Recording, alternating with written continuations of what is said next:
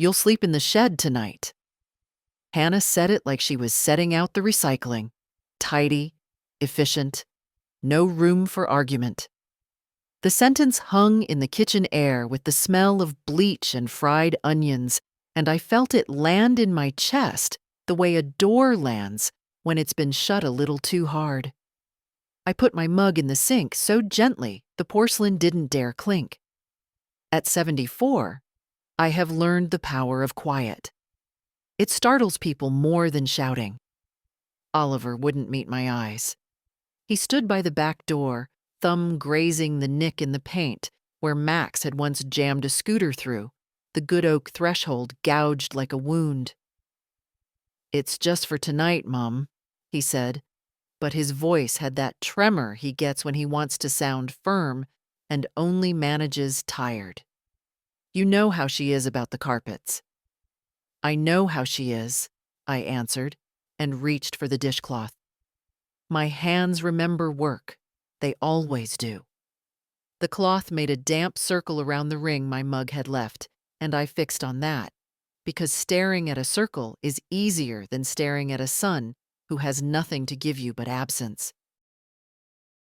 Outside, the shed sulked under the eucalyptus, corrugated roof ticking from the day's heat. In winter, it sweats and smells of nails and mice. In summer, it smells of dried lawn and the last job no one finished. Hannah had been the one to name it the garden room, as if adding syllables could turn air into warmth. She'd put a candle in there once, a citronella thing that made my eyes sting. Tonight, there would be no candle. Tonight, there would be the thin camp mattress that hurts my hip and a spider in the corner that minds its own business better than most people I know. Lily already brushed her teeth, Hannah added, wiping the counter as if my presence were a smear. "We need the downstairs bathroom free. The plumber said the upstairs pressure won't hold if, well, it's just easier." Easier. That word again. People say easier when what they mean is for me.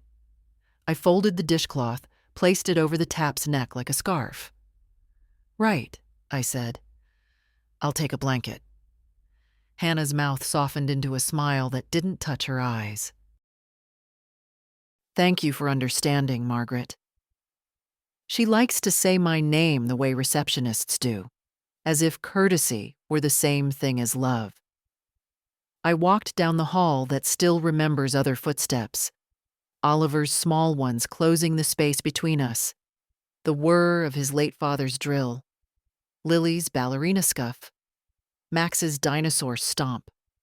The night air met me at the back door, warm and windless. A moth thudded at the porch light like a tiny, steady fist. From the neighbor's tree, a blackbird sent out a string of notes that sounded like a question I didn't feel like answering.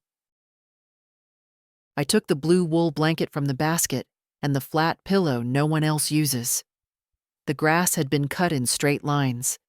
I could feel the ridges through my slippers. When I opened the shed, the familiar smell rose up. Cardboard, oil, a dampness that never quite leaves. I paused, because dignity likes pauses. I could go in, lie down, make myself small, be easy.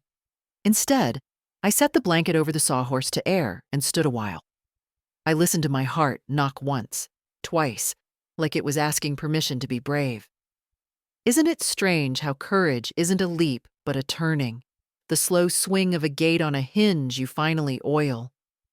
Inside the house, a cartoon giggled from the sitting room. Lily's laugh lifted, then broke, then lifted again. Max shouted something about rockets. Oliver's voice, low. Hannah's, lower. Life arranging itself without me, the way water finds a way around a stone. I have never wanted to be a stone. I wanted to be soil, quiet and full and necessary. Soil doesn't boast, but it holds everything up. I went back inside for my cardigan. Hannah glanced at me, then at the hallway clock, as if time could pin me in place. Everything all right? She asked. The performance of concern. I slid my arms into the wool. Yes, I said. Everything is fine. Oliver followed me to the back step.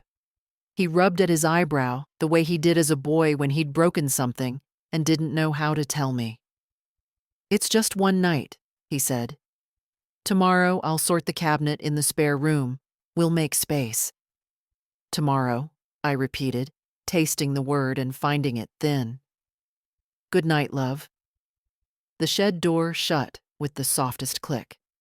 I spread the blanket, placed the pillow, and sat. I did not lie down. I let the quiet come all the way in. I watched dust turn in the beam from the small window, a galaxy for ants. My hands were steady in my lap. On the workbench, a jar of screws caught the porch light and made a small crown of shine. I picked up a pencil and the back of an old invoice and wrote 3 lines, neat as knitting. Bank at 9. Council office after. Locksmith on the way home. I set the pencil down. In the house, a toilet flushed, a tap ran, a door closed. My name did not travel with any of those sounds. That's all right, I thought. Names are for calling people to you, and I am calling myself.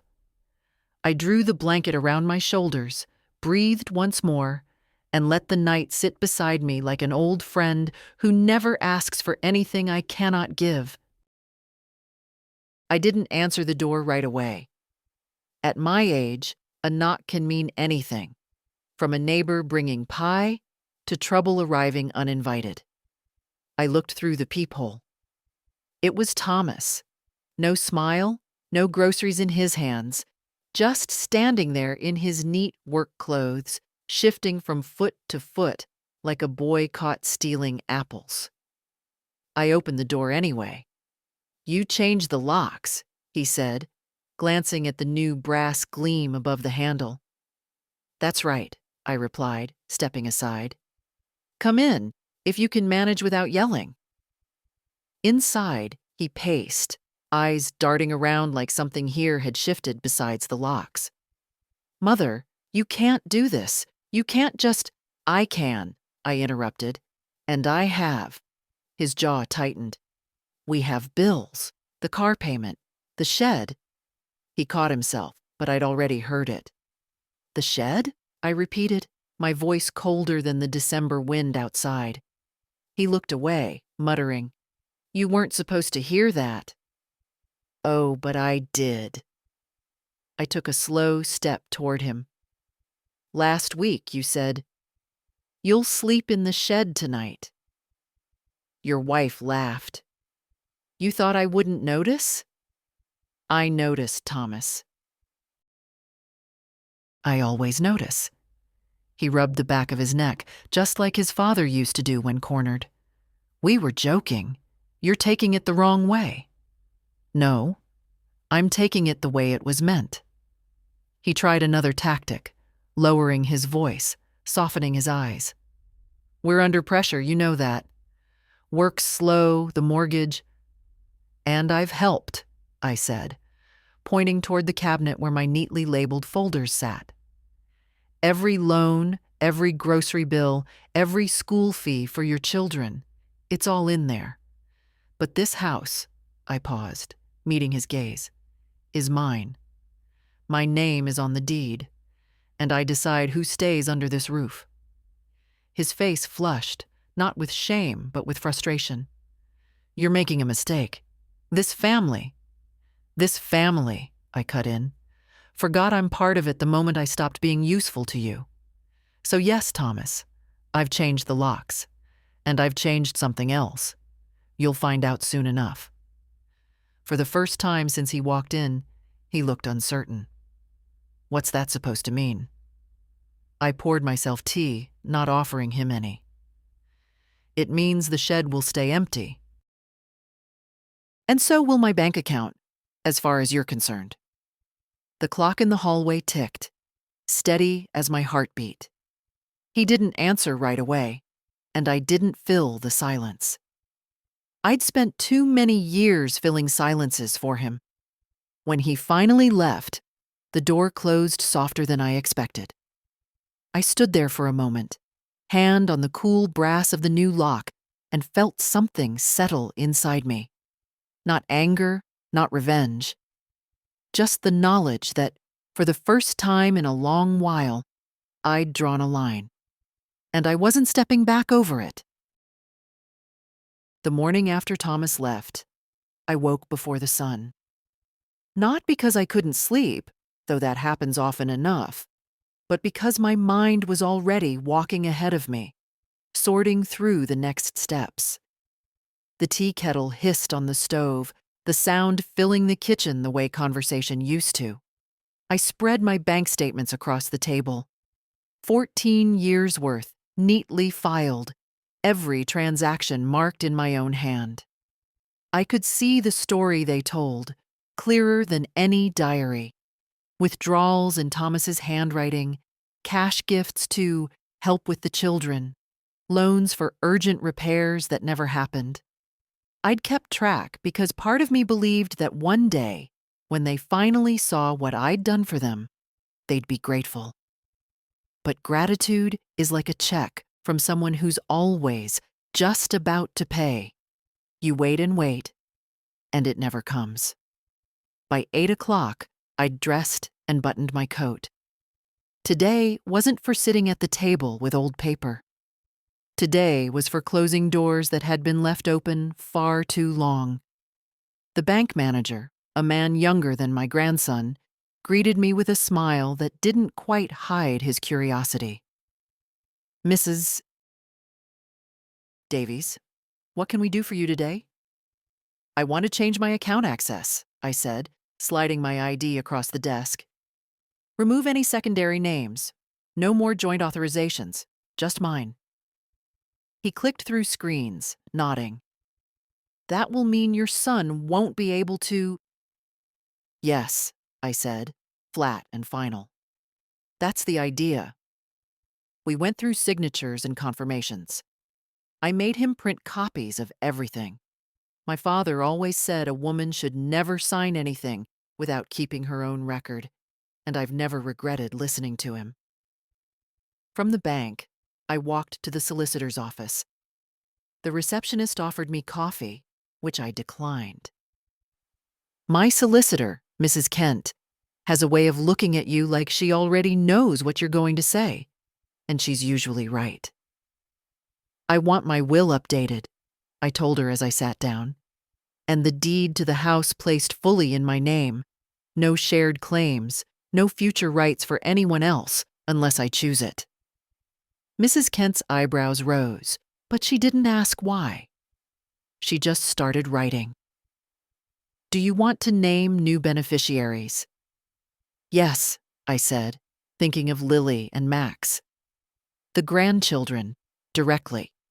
No middlemen. And a trust that they can only access when they're 30.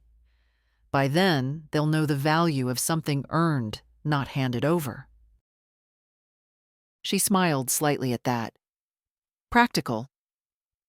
It took hours, but by the time I left, the papers were in order. It's a strange feeling.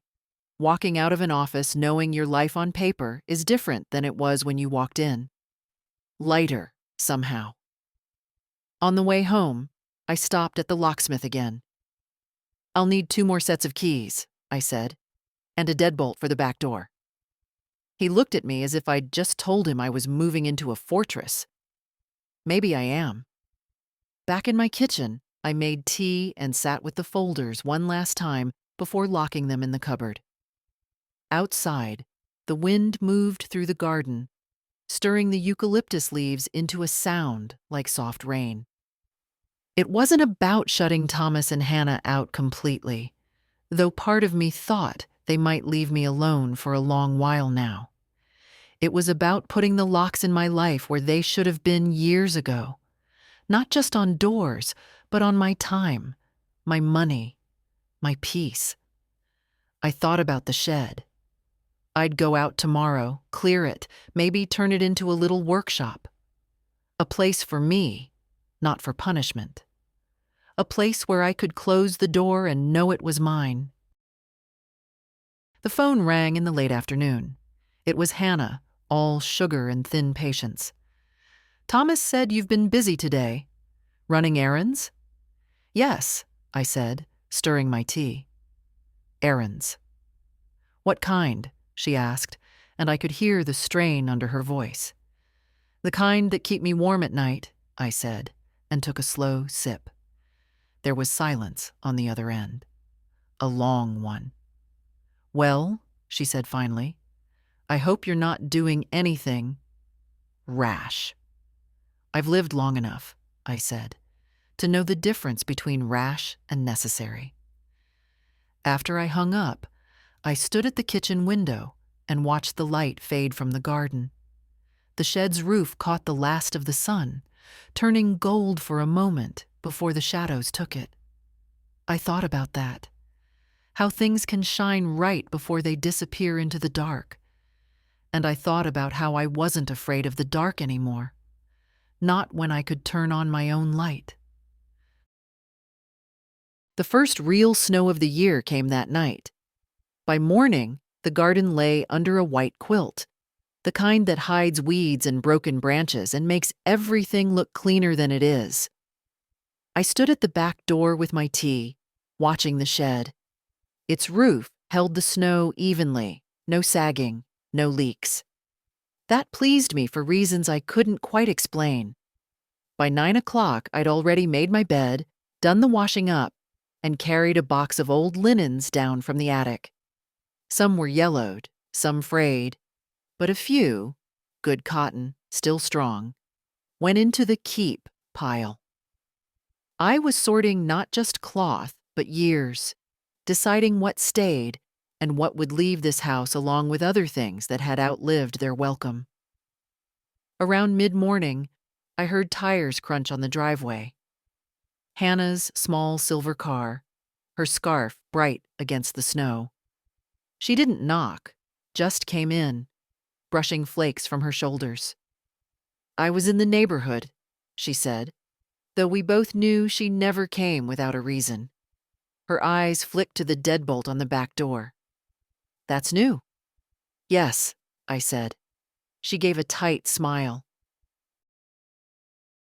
"Thomas mentioned you've been reorganizing." "I have," I replied, folding a linen napkin. "Starting with my accounts, then the will, then the locks. Next, the rooms." Her smile thinned. "Mother, we've always tried to help you manage things." I looked up from the napkin. "No, Hannah, you've tried to manage me." She opened her mouth, closed it, then tried again. Thomas worries." "Thomas worries about losing control over what was never his," I said evenly. "I'm still here, still capable, and now I'm ensuring I stay that way." Hannah's gaze drifted to the box of linens. "You're throwing things away?" "Donating," I corrected. "There's a women's shelter in town. They can use these." Something in her expression softened then, just for a second.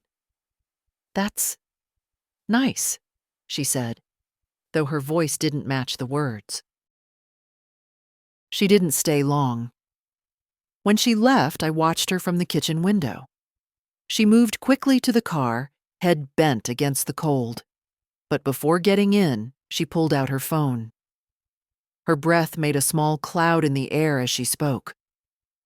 I didn't need to hear the words to know she was calling Thomas. The rest of the day, I worked in the front room, moving furniture a little at a time. I'd always kept the heavy oak cabinet against the far wall because Thomas said it balanced the room, but I never liked it there. I pushed it under the window instead, where the winter light could fall across its top.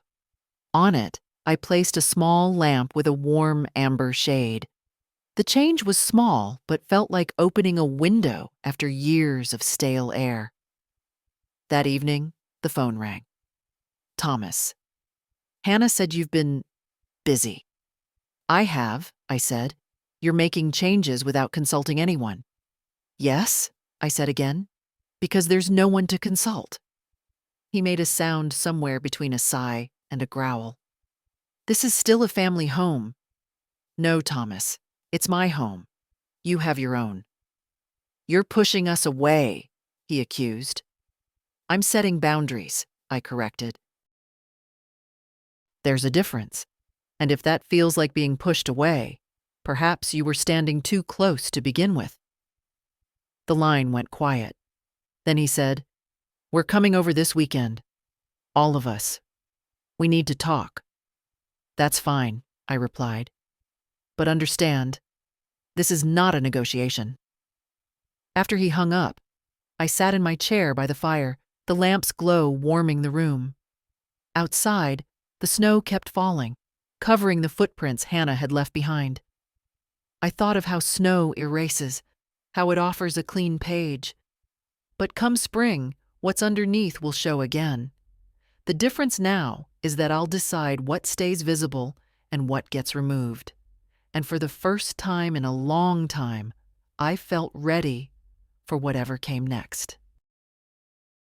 They arrived on Sunday just after noon, the three of them stepping into the hallway like a weather front. Hannah brisk and pale, Thomas with his hands already clenched, and the children trailing behind, quiet in a way children shouldn't be. I'd set the table for lunch, nothing elaborate, a roast chicken, potatoes, carrots, bread still warm from the oven. I believe in feeding guests, even when the conversation will be hard to swallow. Thomas didn't sit right away.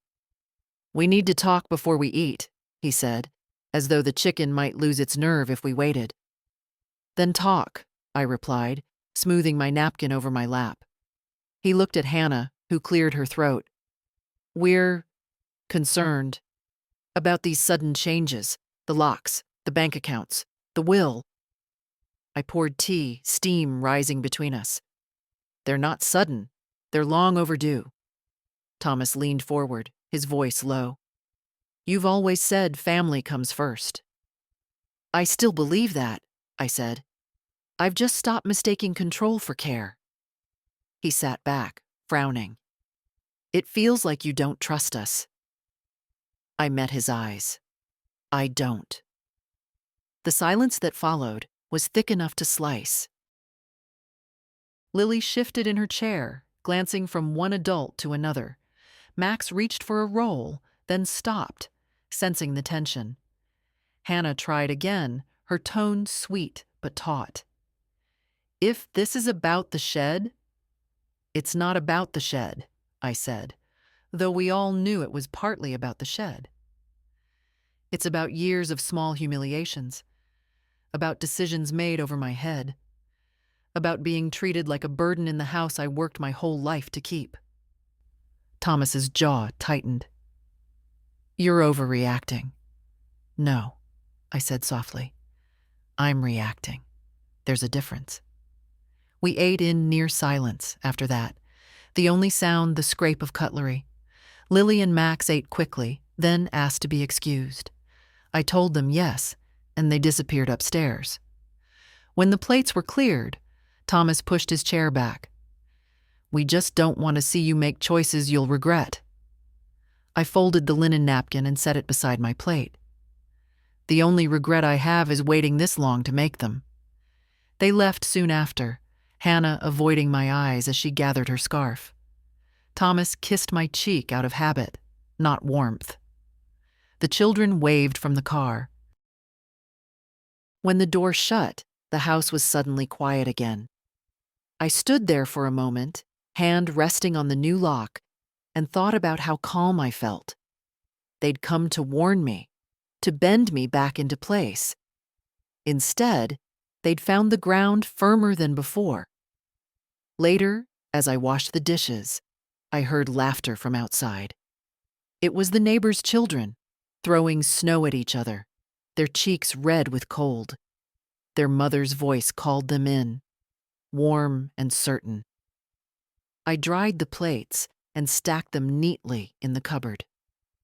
For years, I thought peace came from keeping everyone else comfortable, even at my expense. Now I'm learning it comes from making sure I'm not left out in the cold, shed, or no shed. And as I turned off the kitchen light, I realized something. I wasn't afraid of the next visit or the next argument. The house felt different now, not because of new locks or changed papers, but because it was mine again, in more ways than one. The Monday after their visit, I woke with a plan. Not the kind you write down in a notebook, but the kind that starts like a hum in your chest and grows until you can't ignore it. The house was mine again, but that wasn't enough. A bird doesn't just want a safe nest, it needs open sky. I dressed in my warmest coat, the one with deep pockets, and took the bus into town. The library was my first stop. I hadn't been in months, though once I'd gone every week. The woman at the desk, Nora, remembered me. "Mrs. Davies, we were starting to think you'd moved away." "Not yet," I said, smiling. "I'd like to renew my card." I walked the aisles slowly, running my fingers over the spines. I chose a crime novel, a gardening book, and a slim volume of poetry. On impulse, I signed up for the Thursday afternoon book club. I didn't ask anyone's opinion about it. From there, I crossed the square to the community center.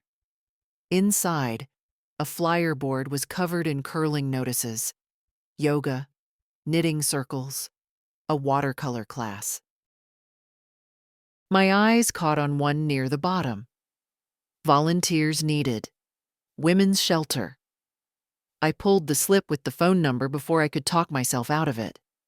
By noon, I was sitting in the corner cafe with a pot of tea and a sandwich.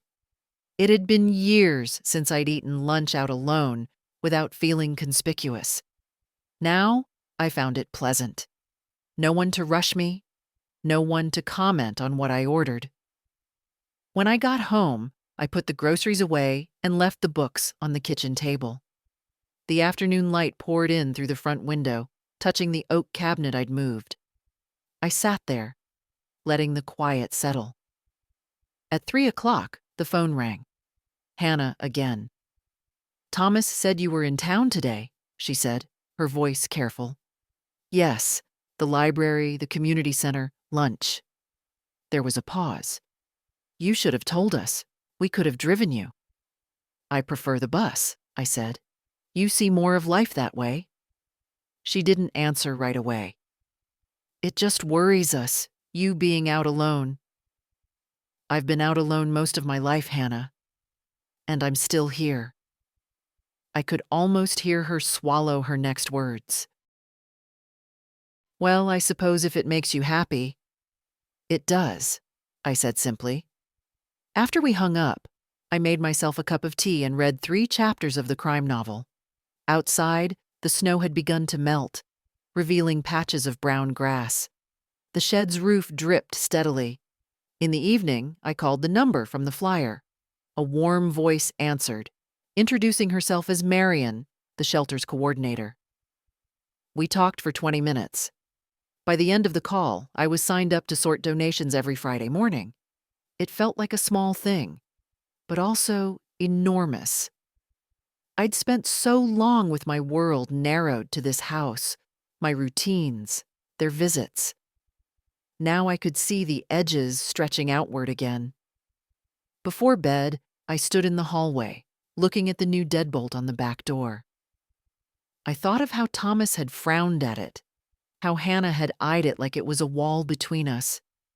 Maybe it was. But walls can be for keeping things safe, not just for keeping things out. I locked the door, turned off the light, and went to bed with the contentment of someone who's just remembered she owns both the nest and the sky above it. Friday morning, I woke before the alarm. Habit, I suppose. I used to rise early to prepare breakfasts for everyone else, thinking it was love. This time, I was up for myself. I put on a thick jumper, wool trousers, and boots I hadn't worn in years. Outside, the air was bright and cold enough to bite. The shelter was on the far side of town, in a low brick building with a mural of wildflowers painted across the front. Inside, The air was warmer and smelled faintly of coffee and laundry powder. Marian met me at the door. She was a brisk woman in her 60s, with silver hair cut short and eyes that noticed everything. "Margaret, you're early," she said, smiling. "That's my kind of volunteer." She showed me the donation room, a space lined with shelves and bins, some neatly stacked, others overflowing. "We sort by type and condition," she explained. "Clothes, linens, toys, kitchenware. Anything clean and usable, we keep. Anything too far gone, we pass on to recycling." I started with a box of winter coats, some with buttons missing, some still carrying the faint scent of someone else's home. My hands knew the work without being told, folding, smoothing, pairing gloves. It reminded me of raising Thomas, back when care had been a simple thing, not a ledger to be tallied. Around 10 o'clock, another volunteer came in, a woman named June. She was my age, maybe older, with laugh lines and a voice like warm bread. We worked side by side, talking about nothing urgent: recipes, the best place to buy good tea, the weather. It was the kind of conversation that doesn't demand you give away more than you want to.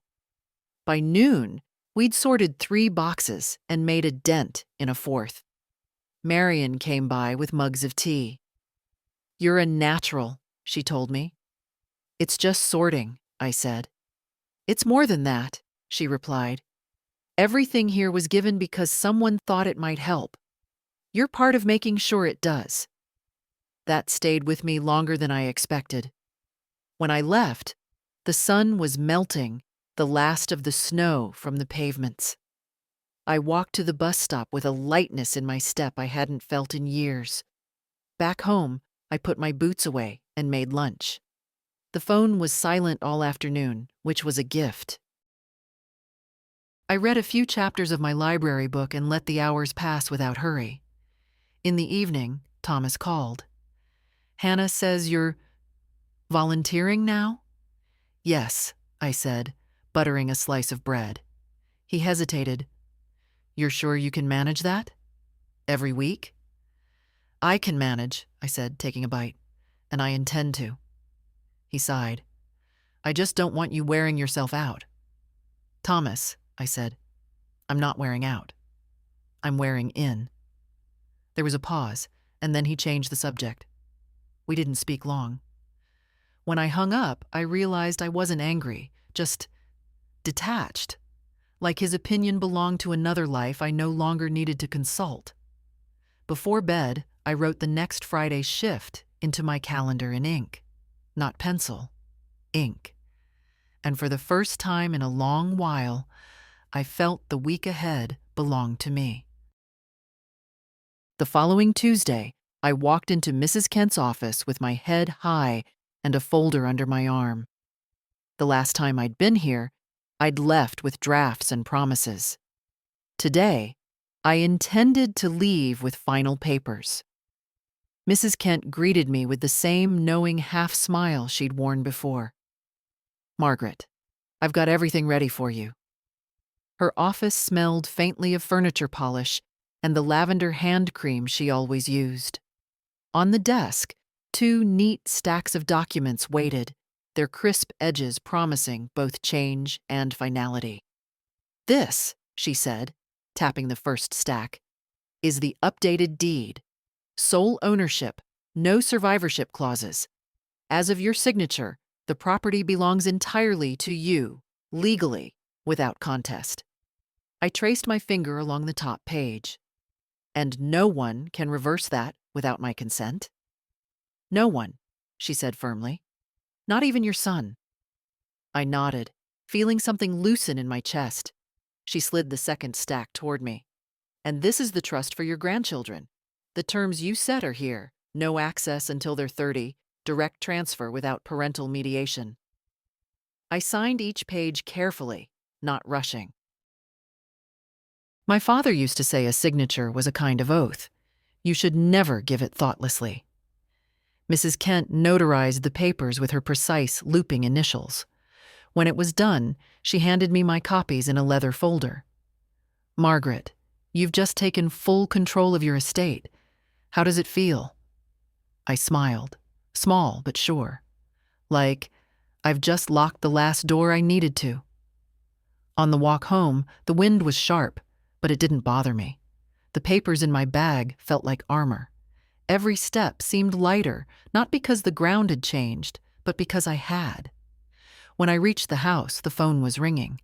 I almost let it go to voicemail, but old habits die slowly. It was Thomas. "Hannah says you've been finalizing things." His tone had that careful edge he used when trying not to sound accusatory. "Yes," I said simply. "You didn't tell us." "I didn't need to," I replied. He exhaled sharply. "Mother, this secrecy, it's not healthy." I laughed, not unkindly. "Thomas, keeping something safe is not the same as keeping it secret. I'm doing what's healthy for me." There was a long pause before he said, "You're shutting us out." "I'm giving myself room," I corrected. "If that feels like being shut out, maybe you've been standing in the doorway too long." We ended the call soon after. I set the folder in the locked cabinet next to my other important documents. The key went on a small chain I wore under my sweater. That evening, I made a pot of vegetable soup, enough to share. I carried a container next door to Mrs. Jenkins, who lived alone with her cat and a television that always seemed too loud. She thanked me with a surprised smile. When I came back, I lit the amber-shaded lamp on the oak cabinet. The light fell across the room just as I'd imagined when I moved it. I sat in my chair with a cup of tea, looking around at the space that was finally, completely mine. And for the first time in years, I knew that if anyone tried to take it from me, I had both the means and the will to stop them. It was 2 weeks before I heard from them again, long enough for me to believe, foolishly, that they'd accepted the new boundaries. Then, one gray Thursday, Thomas rang. His voice was unusually light, almost cheerful. "Mum, can we pop round this evening? Just for a chat." I knew better than to believe in casual visits from my son. "You can," I said. "But I'm not rearranging my evening for you. I have a book club at the library at 7. A pause. "Book club?" "Yes.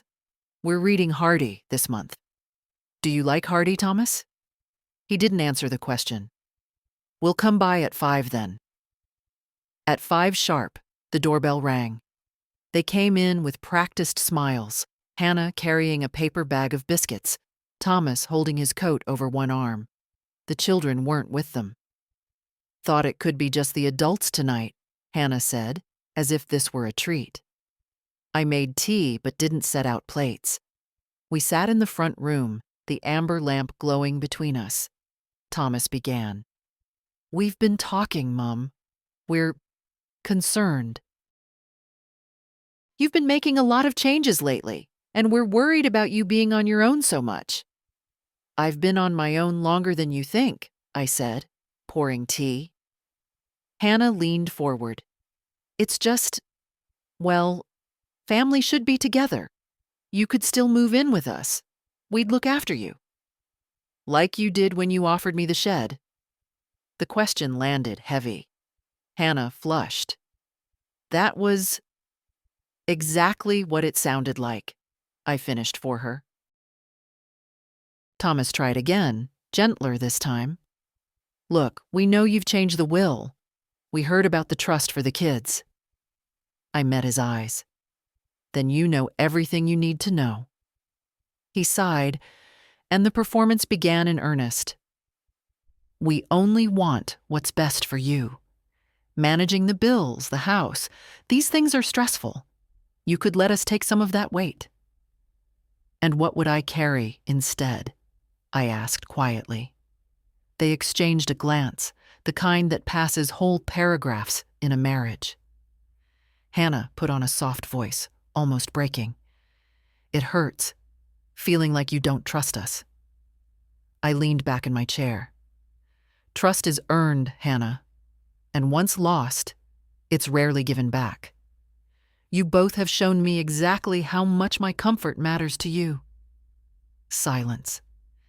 Even the clock in the hall seemed to hold its breath. Thomas finally said, "If you ever change your mind." "I won't," I interrupted. "But thank you for coming by." The dismissal was clear. Hannah's smile froze in place. Thomas stood, pulling on his coat with a sharp movement. "I hope you know what you're doing," he said. "I do," I replied. At the door, Hannah pressed the bag of biscuits into my hand. "For later," she said. After they left, I put the biscuits straight into the cupboard, unopened. Not because I didn't like them, but because I knew exactly what they were. A prop in a play I no longer intended to watch. I left the lamp on and went to my book club. We sat around a long table in the library's back room, a dozen women, all with lines on their faces that told better stories than Hardy ever could. We drank tea from mismatched mugs and argued about Tessa's choices, each of us certain we could have done better, though life had probably proven otherwise. When I walked home under the streetlights, the air was cold enough to make my breath visible. The shed roof gleamed faintly in the moonlight. I thought of how Thomas and Hannah had sat in my living room, trying to make their voices sound like concern when the real music was control. The difference now was simple. I could hear the tune, and I didn't have to dance. The next morning, I woke with an idea so clear it felt as if someone had whispered it to me in my sleep. The house should look the way I want it to, not the way anyone else left it. I started in the kitchen. The heavy curtains Hannah insisted on years ago to keep the heat in came down first. Underneath, the glass was smudged from winters of trapped light.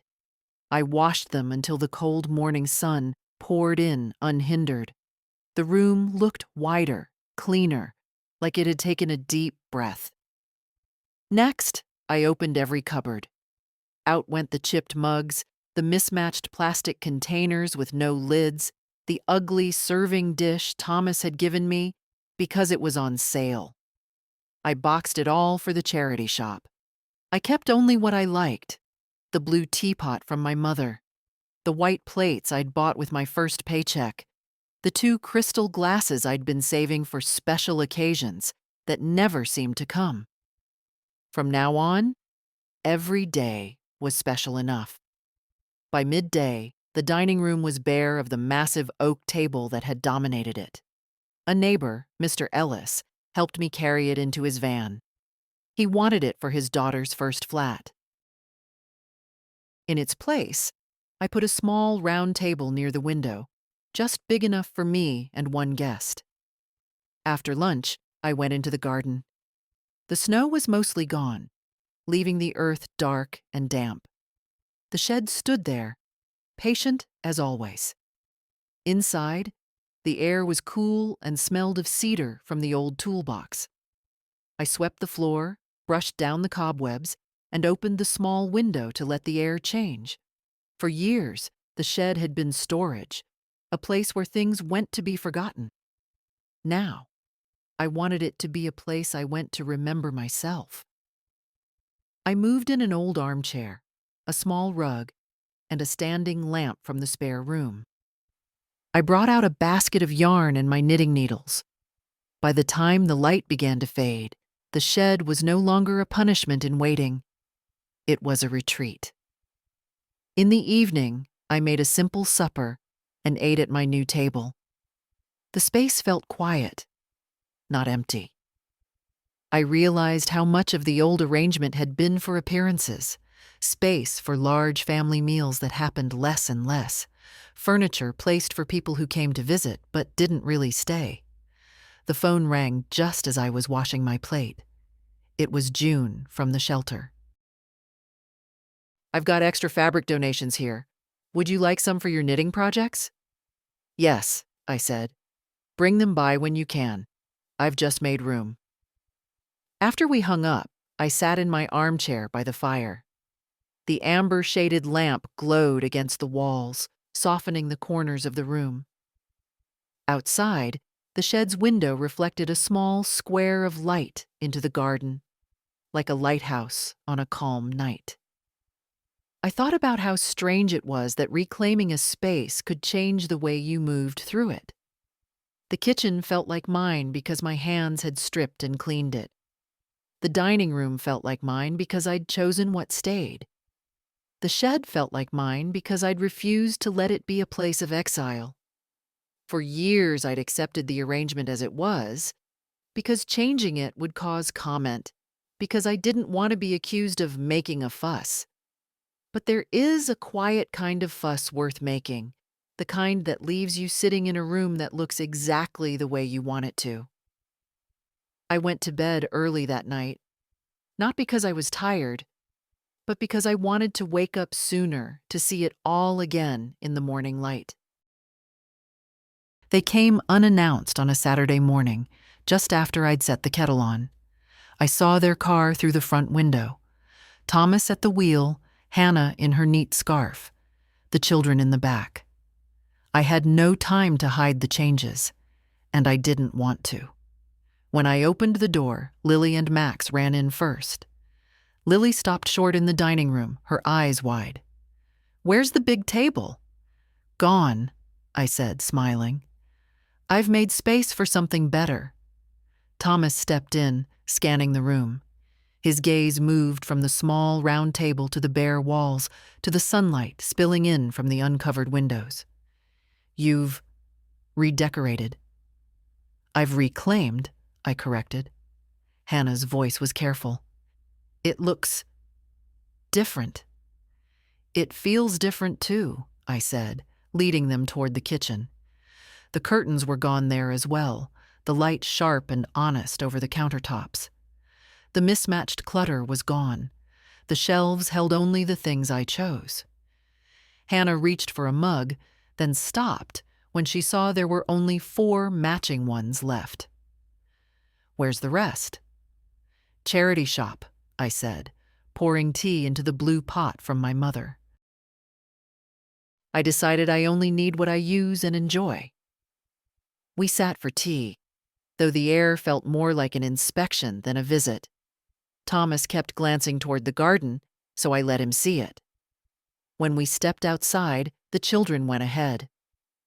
Lily opened the shed door before I could say a word. "Grandma, you made it pretty." The inside smelled faintly of cedar and wool. The armchair sat in the corner on its rug, the standing lamp ready to glow at night. A basket of yarn rested by the chair, and my half-finished scarf lay neatly on top. Thomas frowned. "You've been spending time out here?" "Yes," I said. "It's mine now. I've made it a place to think, read, knit. Somewhere quiet." He looked around as if searching for something to criticize. "It's not insulated." "I have blankets," I replied. Hannah smiled tightly. "It's nice, I suppose. But isn't it lonely?" "No," I said, looking straight at her. "It's peaceful." Lily curled up in the armchair, running her fingers over the knitting. "I like it here." Max tugged at my sleeve. "Can I come and read with you sometime?" "Of course," I said, feeling a warmth that had nothing to do with the lamp. Thomas cleared his throat. "We just worry about you, Mum. You've made so many changes. It's like you're living my own life?" I finished for him. He didn't answer. Hannah's eyes were on the armchair, her mouth pressed in a line. I knew she was thinking about the night she'd told me to sleep in here, and how different it looked now, how I'd taken her intended insult and turned it into something she couldn't touch. After tea, they left quickly. No lingering, no casual talk about the week ahead. I stood at the front window and watched the car pull away. When the garden was quiet again, I went back to the shed. I sat in the chair, pulled the blanket over my knees, and picked up my knitting. Through the small window, I could see the garden, the eucalyptus tree swaying slightly in the wind. I thought about the look on Hannah's face, the way Thomas had walked through the house as if cataloging what was no longer his to influence. And I realized this was the moment they understood. I wasn't just locking them out. I was unlocking parts of myself they couldn't manage or diminish. It was a victory without noise, without speeches. Just a woman in her own chair, in her own shed, working on a scarf that would be finished in her own time. It was Lily who called me first, not Thomas, not Hannah. Lily. Her voice was quiet, as if she were speaking from a corner where no one could overhear. "Grandma," she said, "can I come over after school on Friday?" "Just me." I didn't ask why. "Of course," I said. "I'll meet you at the bus stop." Friday came with a pale winter sun and a sharp wind. I waited by the bus shelter, my scarf pulled tight. When Lily stepped down, she smiled in a way that told me she'd been holding it in all week. At home, I put the kettle on and let her choose biscuits from the tin. She picked the shortbread, 3 pieces, and we sat at the small round table. "Everything looks different," she said, looking around the kitchen. "Brighter." "That's because I took down the heavy curtains," I told her. "Light is free. You should never let anyone charge you for it." She laughed, then grew serious. "Mum says you're being stubborn. Dad says you're making things hard for everyone." I stirred my tea. Sometimes doing what's right for yourself will feel wrong to people who liked it better when you had less power. She thought about that for a while, nibbling her biscuit. "I like it here," she said at last. "It feels calm." After tea, we went out to the shed. She curled up in the armchair again, pulling the blanket over her knees. "It's warm," she said, surprised. "Wool and a good chair go a long way," I said, handing her a book from the small shelf I'd started. She began to read, her voice soft but steady. I picked up my knitting, the rhythm of the needles, a quiet background to her words. After a few chapters, she put the book down. "Grandma, do you ever get lonely?" I looked at her. Really looked. "I get alone," I said. "But that's different from lonely. Lonely is when you're with people who make you feel invisible. Alone is when you can see yourself clearly." Her brow furrowed. "Mum says you're not being fair." "Fair," I said, "is making sure everyone gets what they deserve, not what they demand." The wind picked up outside, rattling the shed's small window. She pulled the blanket tighter. "I want to be like you when I'm older," she said suddenly. "Then start now," I told her. "Know what you will and won't accept. Don't wait for someone else to give you permission to protect yourself." We walked back to the house as the light began to fade. She helped me set the table for supper, moving with the quiet confidence of someone who felt welcome. When Thomas came to collect her later, his eyes narrowed slightly at the changes he saw again. The open space, the tidy shelves, the shed's faint glow through the garden. He asked no questions in front of Lily, but I could see them sitting behind his teeth. After they drove away, I washed the cups and thought about the way Lily's eyes had shone when she said she liked it here. She had seen a different way to be in a home, not a place where control is disguised as care, but where care is as plain as the tea on the table and the light through the windows. And I realized something. If I could give her that, even for an afternoon, then all the locks, all the boundaries, all the changes were more than worth it. It was Thomas again, this time on a Wednesday evening. His voice was brisk, businesslike, as if we were discussing a utility bill. "Mum, I've been thinking," he began. "You've been covering a lot of expenses on your own. Heating, repairs, food. We don't want you struggling. We'd like to set up a monthly transfer into your account." A pause. "No conditions?" he added quickly, too quickly. I leaned back in my chair, letting the words hang in the air. "That's generous of you." "It's not generosity," he said. "It's family." I thought of all the years I'd been family enough to pay for uniforms, school trips, deposits on their first house. And I thought of the shed, and the night his wife had decided it was fit for me to sleep in. "I'm not struggling," I said finally. "And if I were, I'd handle it." He tried a different tack. "You've always said you want to see us more. This would make things easier. We could help with the groceries or the garden." "Thomas," I interrupted, "money has strings. Even when people swear it doesn't, the strings are just hidden better." Silence. Then, softer. "You think we'd use it against you?" "I think you already did," I said. He exhaled through his nose, the sound sharp. "We're trying to build bridges." "Then stop sending bricks," I replied. He didn't know what to do with that. We ended the call soon after, each of us holding our own silences. The next morning, I went into town and bought myself a small bunch of daffodils, still tight in their buds. I set them on the dining table, the yellow just beginning to peek through. I liked the idea that they'd open when they were ready, not a moment sooner. That afternoon, Hannah rang. Her voice was sweetened, like tea with too much sugar. "Thomas says you refused the money. We just want to make sure you're—" "Okay, I'm fine," I said. "Better than fine. I've been volunteering, reading, fixing the shed. The house is warm, the bills are paid. What exactly am I supposed to need from you?" She hesitated. "It's not about need. It's about connection." I glanced at the vase of daffodils. If connection means I have to owe you something, it's not connection. It's control. Her sigh was faint, but I heard it. "You've changed, Margaret." "No," I said. "I've stopped pretending."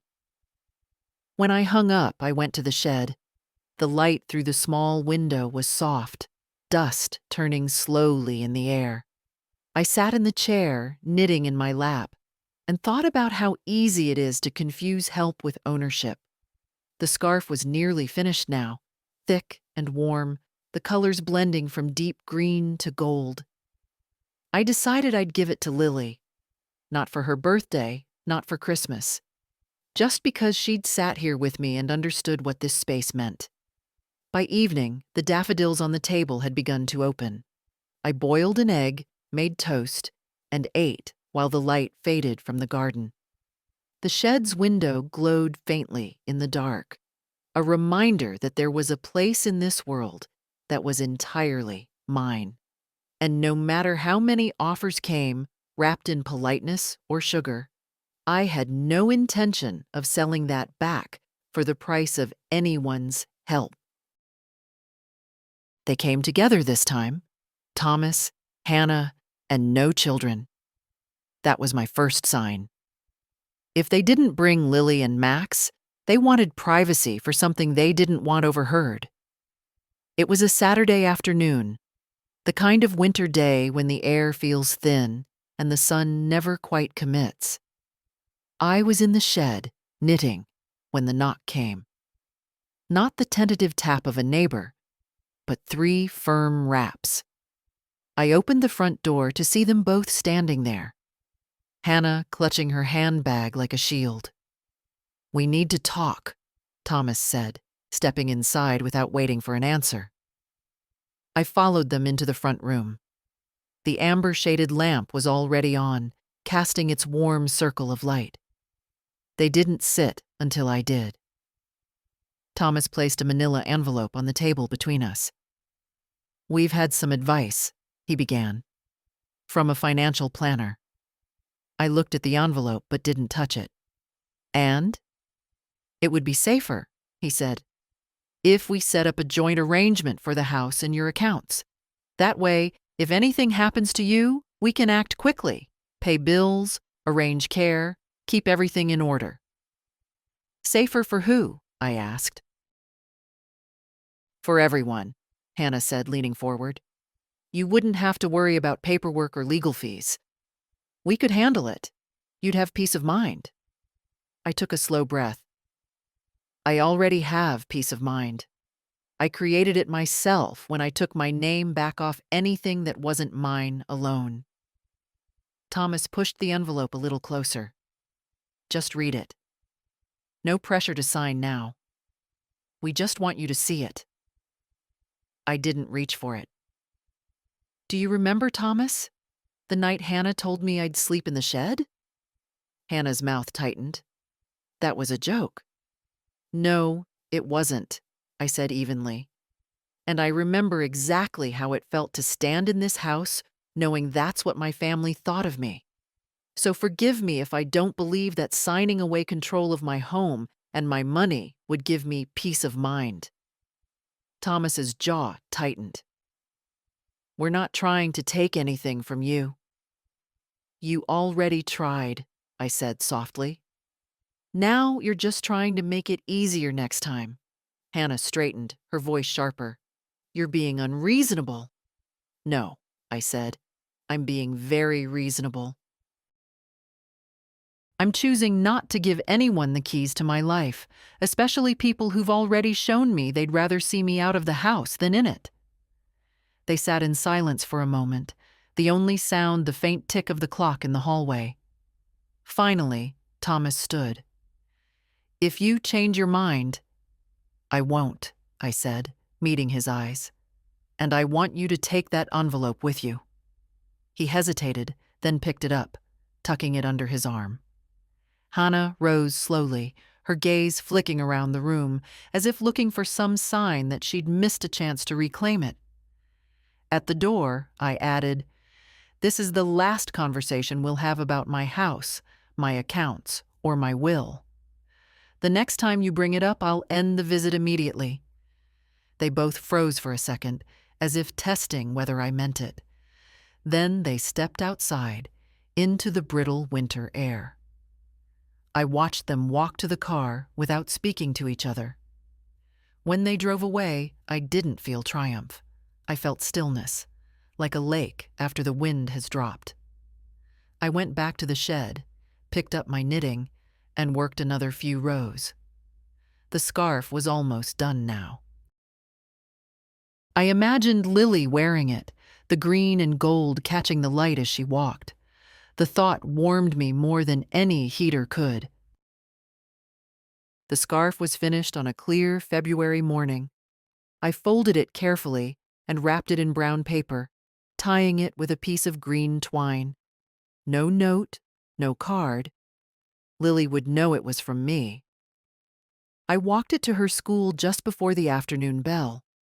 When she came out, she spotted me straight away, her face lighting up in a way that made the cold air feel softer. This is for you, I said, handing her the package. She opened it right there on the pavement, her small fingers quick on the twine. When she saw the scarf, she held it to her cheek. It's warm, she said. It's yours, I told her. Wear it whenever you like. No saving it for special occasions.